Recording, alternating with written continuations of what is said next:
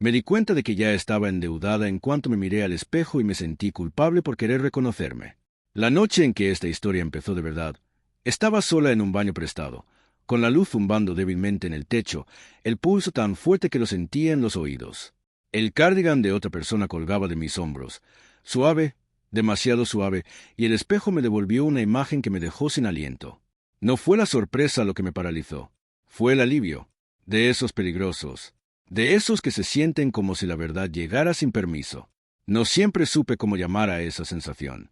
Durante la mayor parte de mi vida, la llamé curiosidad, luego confusión, luego disciplina. La pagué con esfuerzo, con reglas, con promesas que me hice en silencio. Me decía a mí mismo que solo estaba cansado, solo imaginativo, solo sol. Me decía a mí mismo que era normal porque esa palabra me parecía un refugio. Pero las deudas no desaparecen solo porque te niegas a abrir el sobre. De niño, aprendí pronto a desaparecer en mi interior. Aprendí a tener una buena postura antes de aprender a ser honesto. Aprendí a mantener la voz firme, la serenidad y mis deseos reducidos a algo aceptable. La gente me elogiaba por ser sensata, confiable y sencilla. Si se daban cuenta del cuidado con el que demostraba esas cualidades, nunca decían nada, y yo nunca los corregía. La primera vez que usé algo destinado a una mujer no fue nada dramático. No hubo música que subiera, ninguna revelación que abriera el cielo. Fue accidental, casi aburrido, una confusión con la ropa, un momento de silenciosa rebelión contra nada ni nadie. Pero cuando la tela se posó sobre mi piel, algo dentro de mí se inclinó hacia adelante como si hubiera esperado años esa misma sensación. No emoción, sino reconocimiento, como si una parte de mí finalmente hubiera sido abordada directamente. Recuerdo quedarme inmóvil después, temeroso de que se me movía demasiado rápido, la sensación se evaporara. Mi mente se apresuró a etiquetarla, controlarla, devolverla a su lugar. Pero mi cuerpo no cooperó. Mi respiración se ralentizó. Dejé caer los hombros. Me sentí alineado. Esa fue la primera vez que comprendí que la paz podía resultar desconocida. Desde entonces, viví 2 vidas, aunque ninguna se sentía completa. En el mundo, era exactamente quien se esperaba que fuera.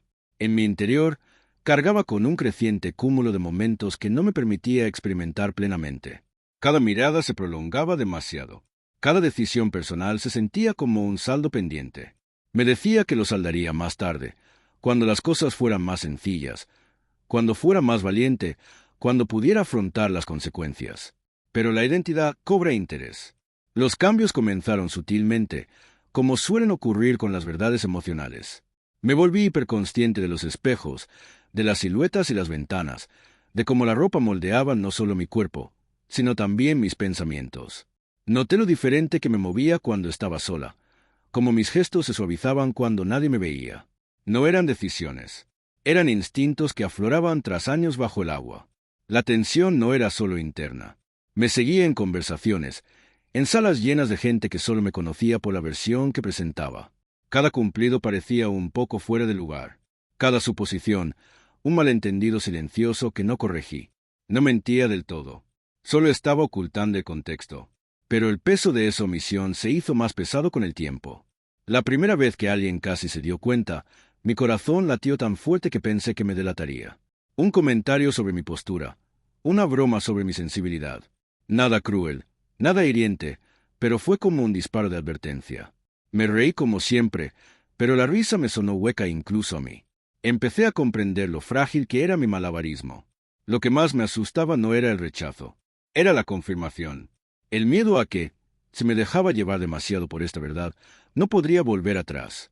Que la persona en la que me estaba convirtiendo no encajaría del todo en la vida que había construido, que tendría que dar explicaciones que aún no sabía cómo expresar.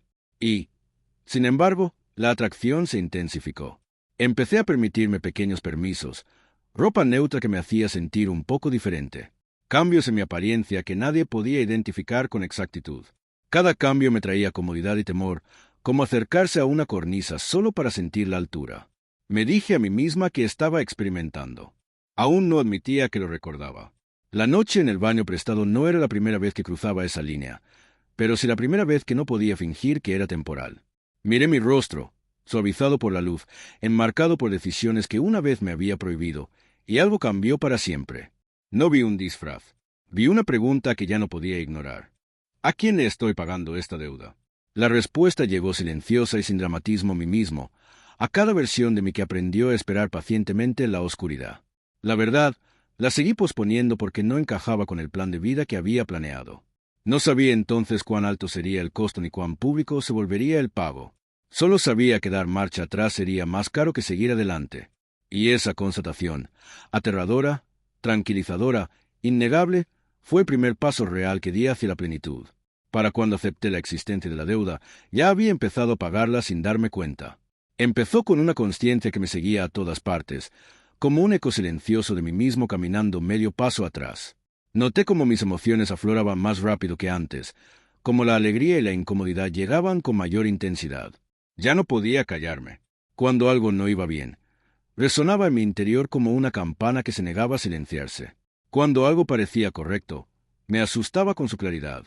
Me decía a mí mismo que simplemente me estaba volviendo más honesto, más presente emocionalmente. Me sentí lo suficientemente segura como para decir esa explicación en voz alta. Lo que no dije fue que mi identidad se estaba reorganizando desde dentro, reorganizando mis prioridades. Había pasado años ordenando cuidadosamente las cosas. Ya no me preguntaba qué debería querer. Me preguntaba qué ya tenía. El espejo se convirtió en mi compañero más difícil. Algunos días lo sentía como un adversario, reflejando una versión de mí que se quedaba atrás de mi sentido interno de alineación. Otros días parecía una negociación. Inclinaba la cabeza, ajustaba mi postura, suavizaba mi expresión y vislumbraba fugazmente a alguien más cercano a la verdad que rondaba. Esos momentos nunca duraban mucho, pero dejaban un pozo de añoranza que coloreaba el resto de mi día. Empecé a comprender que, para mí, el género no era una actuación ni una rebelión. Era una carga emocional. Por mucho que me alejara de él, sentía su atracción. Me resistía a definirlo de forma definitiva porque los nombres conllevan consecuencias y no estaba lista para que me hicieran responsable con una sola palabra. Aún así, la sensación persistía, paciente e inquebrantable. Los espacios sociales se convirtieron en campos minados. Escuchaba más de lo que hablaba, midiendo mis reacciones, modificando mis instintos. Me preguntaba cuánto de mí misma se filtraba a pesar de mis esfuerzos. Me preguntaba quién se daría cuenta primero, no por malicia, sino por reconocimiento. Esa posibilidad me inquietaba más que el rechazo directo. Ser vista me parecía más peligroso que ser juzgada. Primero, probé los límites en privado. Me permití explorar expresiones que me resultaban naturales, pero desconocidas. Cambios en mi forma de comportarme, la cadencia de mis pensamientos, la libertad emocional de sentir ternura sin disculparme de inmediato. Estos fueron pequeños cambios casi invisibles para los demás, pero para mí fueron trascendentales. Cada uno reescribió una regla que había seguido sin cuestionarla. Había culpa entretejida en todo. No vergüenza, sino algo más silencioso, más pesado. Culpa por perturbar la imagen que la gente tenía de mí. Culpa por desear algo que lo complicaba todo. Culpa por el alivio que seguía a cada pequeño acto de autoalineación. Sentía como si estuviera tomando prestado tiempo de un futuro que aún no le había explicado a nadie, ni siquiera a mí mismo. La metáfora de la deuda volvía a menudo. Imaginé un balance de mi vida con años de cumplimiento cuidadosamente registrados en un lado y momentos de autenticidad garabateados nerviosamente en el otro. Los números ya no cuadraban. Por mucho cuidado que me comportara, la verdad despertaba interés más rápido de lo que la negación podía contrarrestarla. Una tarde, alguien cercano me hizo una pregunta sencilla. ¿Cómo estaba haciendo ese tipo de preguntas que la gente hace a la ligera sin esperar una respuesta real? Abrí la boca, lista para dar la tranquilidad de siempre, pero las palabras se estancaron. Por una fracción de segundo, consideré decir la verdad. No toda, pero lo suficiente para respirar. El momento pasó. Sonreí. Dije que estaba bien y sentí el precio de esa decisión asentarse en mi pecho. Fue entonces cuando comprendí el peligro de posponerlo. Cada retraso hacía más pesado el ajuste de cuentas. Cada vez que pasaba más tarde, la verdad se hacía más evidente. Ya no me escondía de los demás. Me fragmentaba para mantener una versión de estabilidad que ya no encajaba. El cambio más inesperado fue como la compasión entró en la ecuación. Empecé a sentir empatía por mi yo del pasado, no desde ni vergüenza, sino gratitud. Había hecho lo que sabía para sobrevivir. Había llevado el peso hasta que fui lo suficientemente fuerte como para notarlo. Esa comprensión suavizó algo dentro de mí. No estaba traicionando mi pasado. Estaba heredando lo que él protegía. Aún así, el miedo persistía. Miedo a la pérdida, miedo a las explicaciones, miedo a que alinearme más significara alejarme de mis seres queridos. Aún no sabía cómo conciliar esas posibilidades. Solo sabía que fingir ignorancia ya no era una opción. La deuda había llegado a un punto en el que los pagos mínimos ya no eran suficientes. No anuncié nada de esto. No hice declaraciones ni gestos dramáticos. Simplemente seguí atento a mis reacciones, mis incomodidades, mis momentos de tranquilidad. Seguí esas señales como migas de pan en un bosque que había evitado durante años. Cada paso adelante me parecía aterrador e inevitable. Y en lo más profundo de mí, bajo la ansiedad y la incertidumbre, había una firmeza creciente, la sensación de que, por muy complicado que se volviera el camino, al menos sería honesto. Ese conocimiento no borró el miedo, pero le dio contexto. Me dijo que, sin importar lo que debiera, sin importar el costo, el pago me estaba acercando a mí mismo. En la tercera fase de mi desenlace silencioso, ya no podía fingir que era un ejercicio interno sin consecuencias externas.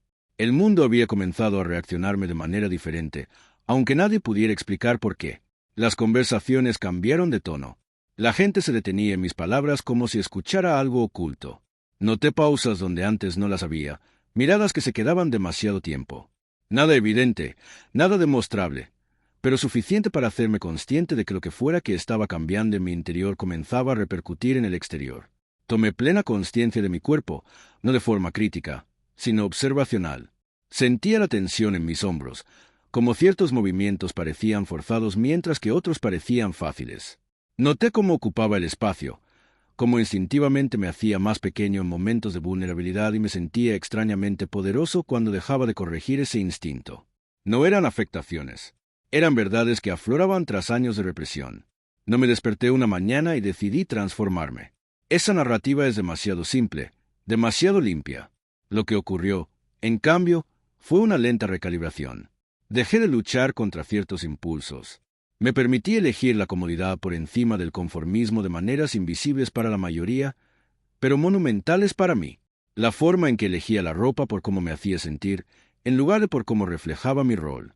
La forma en que suavizaba mi expresión en lugar de mantenerla neutral. Cada elección se sentía como cruzar un pequeño puente sin garantía de que el otro lado se sostuviera. Hubo días en que entré en pánico e intenté retractarme. Días en los que me miraba y me preguntaba si lo estaba imaginando todo, si estaba construyendo significado donde solo había inquietud. En esos días, intentaba sobrecorregir, bajar la voz, endurecer la postura, volver a mis hábitos habituales. Pero el efecto era desconcertante, como usar zapatos que ya no me quedan. La incomodidad era inmediata e innegable. Fue entonces cuando me di cuenta de algo inquietante. La represión antes me había parecido seguridad, pero ahora se sentía como pérdida. Los cambios emocionales fueron los más difíciles de explicar, incluso para mí misma. Lloraba con más facilidad, pero las lágrimas no se sentían frágiles. Se sentían purificadoras, con un propósito. También sentí una alegría más intensa. No una alegría estridente, sino una presencia cálida, firme y persistente. Me asustó la falta de amplitud emocional de la que había estado viviendo. Lo estrecho que había sido mi mundo interior cuando creía que estaba completo. Empecé a lamentar cosas que aún no había perdido. Relaciones se podían cambiar, expectativas se podrían disolverse, un futuro que ya no lucía como me habían enseñado. Ese dolor llegaba en silencio, a menudo cuando estaba sola, y exigía hacer sentido. La dejé reposar, pesada, pero sincera. La palabra mujer empezó a aparecer en mis pensamientos, no como una declaración, sino como una pregunta. No la perseguí, no la rechacé, la dejé flotar. Examiné cómo reaccionaba mi cuerpo, cómo respondían mis emociones. Había miedo, sí, pero también una extraña calma, como si algo en mí reconociera la palabra incluso antes de aceptar conscientemente su peso. Pensé en las historias que había absorbido al crecer, en los guiones estrechos que me ofrecían sobre quién podría ser. Me di cuenta del poco espacio que dejaban para los matices, para la evolución, para las verdades silenciosas que no se anuncian dramáticamente. No intentaba convertirme en otra persona. Intentaba dejar de fingir que ya lo era. Una noche, de nuevo sola, me vi reflejada inesperadamente, sin posar, sin estar preparada. Solo yo, en medio de mis pensamientos, sin ninguna precaución. Y por primera vez, la imagen no me pareció una concesión. Me pareció un borrador. Incompleto, sí, pero sincero. Me quedé allí más tiempo del que pretendía. sintiendo una mezcla de ternura y determinación invadir mi pecho. Ese fue el momento en que comprendí que la verdadera tensión no residía en quién era y en quién podría llegar a ser. Se trataba de a quien estaba dispuesta a decepcionar y a quien ya no podía traicionar. La deuda no era solo de género o apariencia. Se trataba de una verdad postergada para la comodidad de otros. Aún no sabía cómo abordaría las conversaciones que se avecinaban ni cuán visible se volvería este viaje. Solo sabía que la alineación interna que experimentaba era irreversible. Una vez que sientes lo que es dejar de luchar contra ti mismo, el precio de volver a la negación se vuelve insoportable. El miedo permaneció, pero cambió de forma. Ya no era miedo a convertirme en algo desconocido. Era miedo de tenerme a mitad de camino. Miedo a conformarme con una honestidad parcial cuando la verdad completa finalmente estaba al alcance. Y debajo de todo, firme e inquebrantable, se gestaba una silenciosa certeza. No lo suficientemente fuerte como para anunciarse, pero sí lo suficientemente fuerte como para guiarme hacia adelante. No sabía a dónde me llevaría, pero confiaba más en ella que en las reglas que me habían guiado. Por primera vez en mi vida, no solo estaba pagando una deuda. Estaba invirtiendo en mí mismo. Para cuando comenzó el cuarto movimiento de mi transformación, el secretismo dejó de parecer protección y empezó a parecer erosión. No era que quisiera ser vista. Todavía no. Pero estaba agotada de gestionar constantemente la distancia entre quien me sentía y quien creían que era. Cada interacción requería un cálculo. Cada sonrisa implicaba una estrategia. Había adquirido soltura en la autoedición, y esa misma soltura me estaba agotando. No me di cuenta de lo pesada que era esa tarea hasta que imaginé brevemente que la dejaba. Los primeros cambios visibles no fueron drásticos. Fueron casi decepcionantemente sutiles, lo que de alguna manera los hacía más aterradores. Una forma diferente de pararme, un ritmo más suave al moverme por las habitaciones, una suavidad en mi rostro que ninguna disciplina podía revertir por completo. Estas no eran cosas que practicaba. Eran cosas que sucedían cuando dejé de corregirme a cada segundo. Al relajarme mi propia piel, la verdad afloró con naturalidad. La gente empezó a responderme con una nueva atención. Algunos se volvieron más cálidos, más abiertos, como si percibieran una vulnerabilidad y se sintieran invitados a conocerme. Otros se volvieron cautelosos, confundidos por la discordancia entre el rol que me habían asignado y la persona que se desplegaba frente a ellos. Nadie dijo nada directamente, pero el aire a mi alrededor se sentía cargado, como si todos estuvieran ajustando inconscientemente sus expectativas. Eso me inquietaba más que una confrontación directa. Por la noche, cuando el mundo se tranquilizaba, mis pensamientos se hacían más fuertes. Repasé conversaciones, buscando momentos en los que pudiera haber revelado demasiado. Cuestioné cada instinto. ¿Me estaba dejando llevar por esto porque me parecía correcto o por miedo a afrontarlo por completo? ¿Fui valiente o simplemente me dejé llevar? Esas preguntas giraban sin cesar, sin ofrecer respuestas claras. Y luego estaban los momentos de paz innegable. Llegaban inesperadamente, a menudo en soledad. Me sorprendía moviéndome sin tensión, respirando sin resistencia, existiendo sin actuación. En esos momentos, me sentía completo como nunca antes, sin euforia, con los pies en la tierra, como si mi brújula interna, ignorada durante tanto tiempo, finalmente se hubiera recalibrado. Ese contraste se volvió imposible de ignorar. La diferencia entre cómo me sentía cuando me honraba y cómo me sentía cuando recaía en viejos hábitos era clara e inmediata. La verdad ya no era sutil. Era instructiva. Aún así, el miedo encontró nuevas formas de hablar. Susurraba sobre la permanencia, sobre lo irreparable, sobre cómo la curiosidad podía calcificarse en consecuencias. Me preocupaba que permitirme esta alineación me encerrara en un camino que no estaba del todo preparada para recorrer. Me preocupaba volverme visible antes de sentirme lista para ser comprendida. La idea de ser incomprendida me aterraba más que ser rechazada. La incomprensión me parecía una borradura, como ser reducida a una narrativa simplificada que perdía los matices de mi viaje. No quería ser un símbolo ni un titular. Quería ser humana. Hubo una tarde en particular en la que la tensión casi me destrozó. Alguien en quien confiaba hizo un comentario casual sobre los hombres de verdad. Las palabras fueron dichas con naturalidad y sin malicia. Sentí que mi cuerpo reaccionaba antes de que mi mente pudiera intervenir. Una opresión en el pecho, un repentino calor detrás de los ojos. Asentí, sonreí levemente y no dije nada, pero algo se quebró en mi interior. Ese día volví a casa sintiéndome vacío, no enojado, cansado de convertirme en algo aceptable, cansado de cargar con una verdad que exigía silencio. Por primera vez, Me permití imaginar un futuro donde no tuviera que explicar cada instinto, donde mi existencia no requiriera una justificación constante. Fue entonces cuando el concepto de transición dejó de parecerme abstracto. No se trataba de cambiar mi cuerpo ni de reescribir mi pasado. Se trataba de alinear mi vida exterior con mi realidad interior para poder finalmente descansar. La idea me asustó, pero también me atormentó como estar al borde de una tormenta y darme cuenta de que la única salida era seguir adelante.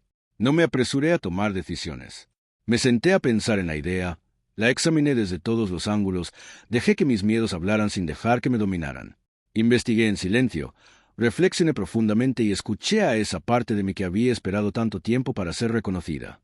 Traté mi propia verdad con la seriedad que merecía. La metáfora de la deuda cambió de nuevo. Ya no se trataba de pagar.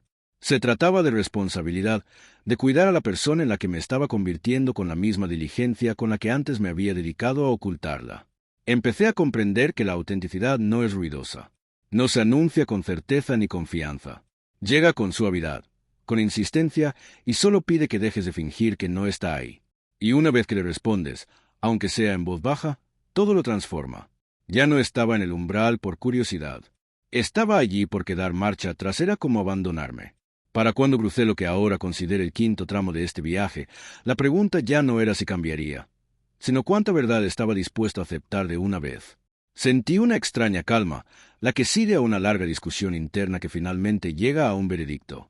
No me sentía victorioso. Me sentía responsable, como si una autoridad silenciosa dentro de mí me hubiera dicho: ahora que lo sabes, eres responsable de lo que hagas con ello. Esa responsabilidad era más pesada que el miedo, pero también más firme. Le dio a mis días una nueva gravedad.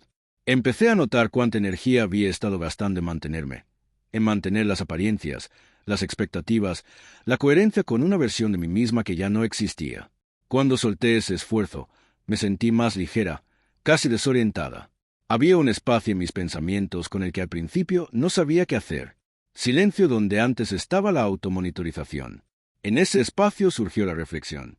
Pensé mi infancia con nuevos ojos, reviviendo recuerdos, no para reescribirlos, sino para comprenderlos. Momentos que había descartado como irrelevantes ahora brillaban con significado. Las veces que me sentí fuera de lugar sin saber por qué.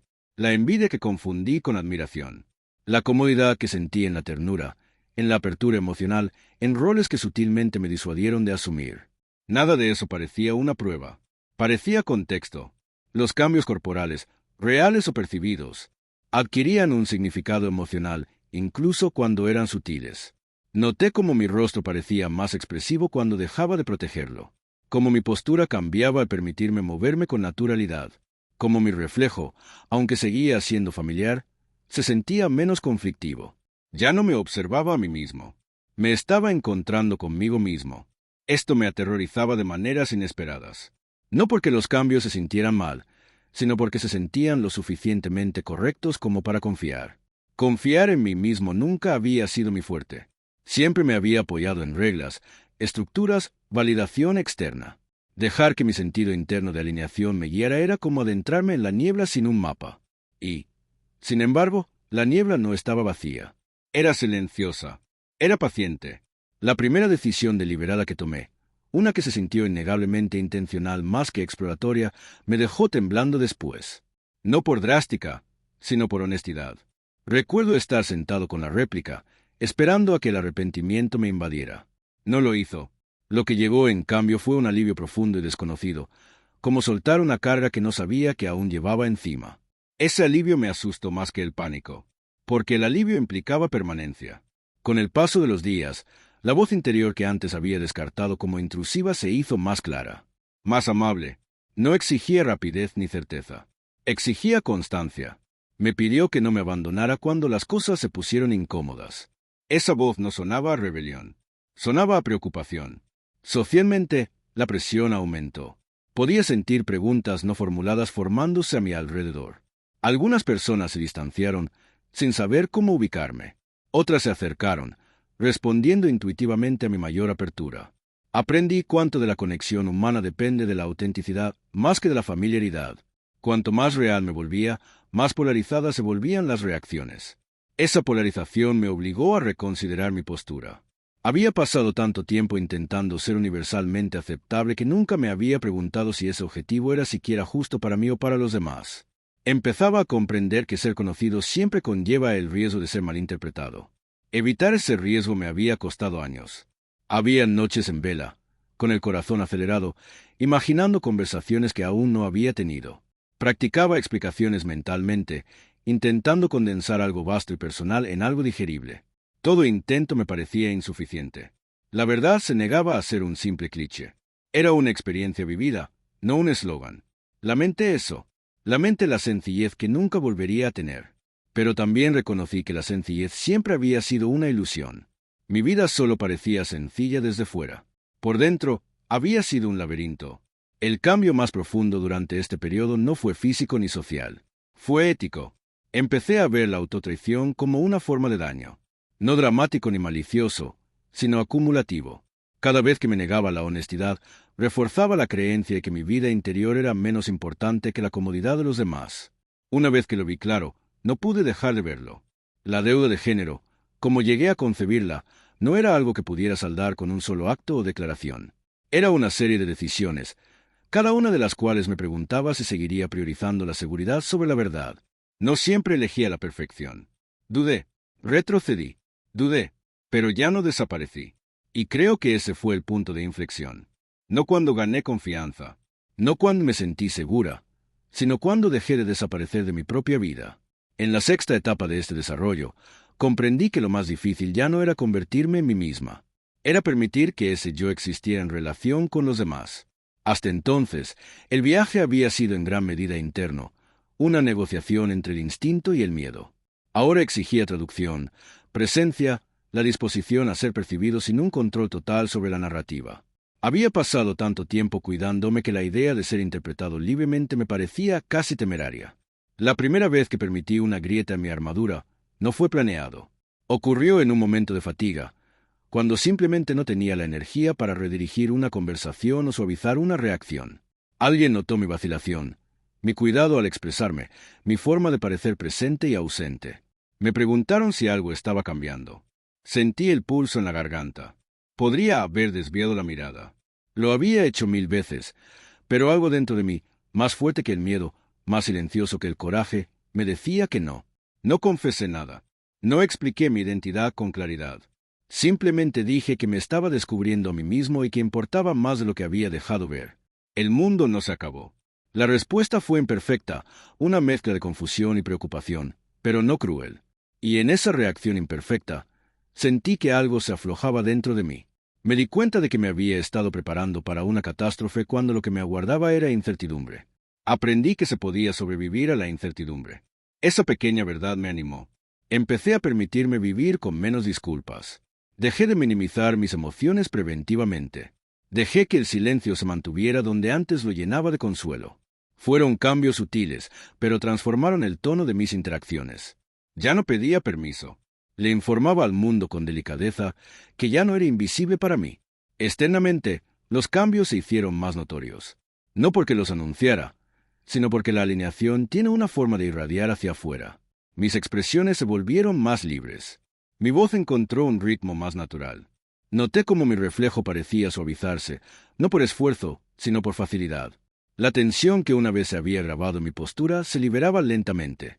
Esto era a la vez emocionante y aterrador, porque cuanto más real me volvía, menos podía retirarme.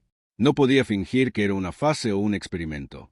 El alivio que sentía era demasiado constante, demasiado arraigado. Había superado el punto en que la negación me reconfortaba. Ahora solo me ofrecía distorsión. Hubo momentos de dolor que me sorprendieron. Dolor por la versión de mí que jamás conocería esta tranquilidad. Dolor por los años que pasé negociando conmigo misma en lugar de escuchar. Dolor por relaciones que quizá nunca se adaptaran del todo. Me permití sentir ese dolor sin convertirlo en arrepentimiento. Era parte del costo, y reconocerlo me pareció honesto. También encontré resistencia, no siempre expresada, pero palpable. Un cambio en el trato que me dieron algunas personas, una distancia cautelosa, un intento de volver a la familiaridad. Reconocí el impulso. Cambiar los sistemas inestables me había convertido en un elemento fijo durante mucho tiempo. Mi evolución trastocó las expectativas y no todos estaban preparados para recalibrar. Eso dolió más de lo que esperaba. No porque necesitara aprobación, sino porque entendía lo que significaba luchar con el cambio. Vi mi yo anterior reflejado en su incomodidad. Esa empatía me impidió endurecerme incluso cuando me sentía incomprendido. No quería cambiar una forma de abnegación por otra armadura. A lo largo de todo esto, mi sentido interno de género siguió aclarándose, no como una etiqueta que exigía lealtad, sino como una verdad que se asentaba. Para mí, la feminidad no se trataba solo de la apariencia. Se trataba de permiso. Permiso para sentir plenamente, para conectar intuitivamente, para habitar mi cuerpo sin resistencia. Se sentía menos como convertirse en algo nuevo y más como liberar un suspiro contenido. La metáfora de la deuda evolucionó una última vez durante este periodo. Me di cuenta de que ya no estaba pagando nada. Estaba conciliando cuentas, armonizando mi vida interior y exterior para que ninguna llevara la carga sola. Esa conciliación fue una tarea delicada. Requirió paciencia, autoperdón y la valentía de ser inconsistente mientras aprendía. Hubo días en que tropecé, días en que lo cuestioné todo de nuevo, días en que la visibilidad parecía exposición en lugar de libertad. Pero incluso en esos días no quería volver atrás. El rumbo hacia adelante se había vuelto inconfundible. Lo que más me sorprendió fue lo normal que me pareció todo una vez que dejé de luchar. No fue fácil, pero se podía vivir. El drama que había imaginado dio paso a una silenciosa persistencia. No me transformaba en un destello de revelación. Me integraba momento a momento en una vida que finalmente cobraba sentido desde dentro. Aún no sabía cómo sería esa vida al final. Solo supe que, por primera vez, confié lo suficiente en mí mismo para descubrirlo. Para cuando llegué a lo que ahora entiendo como el capítulo final de este viaje, dejé de pensar en él como un final. Se sintió más como llegar a una verdad que había tenido la paciencia de esperar hasta que fuera capaz de sostenerla sin miedo. No hubo un momento de llegada, ninguna declaración dramática, ninguna línea divisoria clara entre el antes y el después. Lo que cambió, en cambio, fue mi relación conmigo misma. La tensión que antes acompañaba cada decisión fue perdiendo fuerza poco a poco. Ya no me despertaba cada mañana preparándome para un conflicto interno. Despertaba curiosa, presente, consciente de mi propio estado emocional de una manera que me hacía sentir anclada en lugar de abrumadora. La reflexión que encontraba ahora seguía evolucionando, pero ya no parecía una negociación. No lo analicé en busca de discrepancias ni lo comparé con mis expectativas. Vi continuidad. Vi a alguien que había recorrido un largo camino interior y que finalmente había dejado de fingir que el viaje había sido accidental. Mis rasgos no se habían transformado mágicamente de la noche a la mañana, pero mi expresión sí. Había allí una dulzura inensayable, una firmeza que provenía de no discutir más conmigo mismo. Empecé a comprender que transformarme no se trataba de reemplazar una identidad por otra.